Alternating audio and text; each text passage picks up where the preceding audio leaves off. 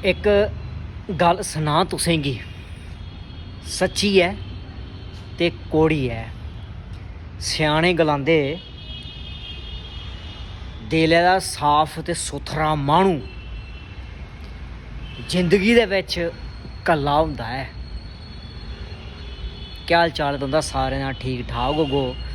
उम्मीद है तुस सारे खरे होगो। डुगर सीरीज़ यूट्यूब चैनल उप्पर तुंदा सारें दा मलाल है ते कन्नै कन्नै गै फेसबुक पेज उप्पर भी तुंदा सारें दा मलाल है। अज्ज परतियै हाजिर होई आं इक लौह्की हारी सच्ची ते कोड़ी गल्ल लेइयै।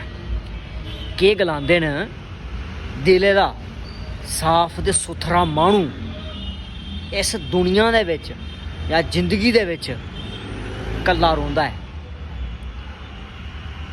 जेह्कड़े दोगले लोग होंदे न जां फ्ही चिमचागिरी करने आह्ले लोग होंदे न, उं'दे पिच्छे दुनिया होंदी ऐ। हून तुस समझी गै गे होगो में केह् गलाना चाह्न्नां। अगर गल्ल शैल लग्गी होग दोस्तों शेयर करना निं भुल्लेओ। राम राम।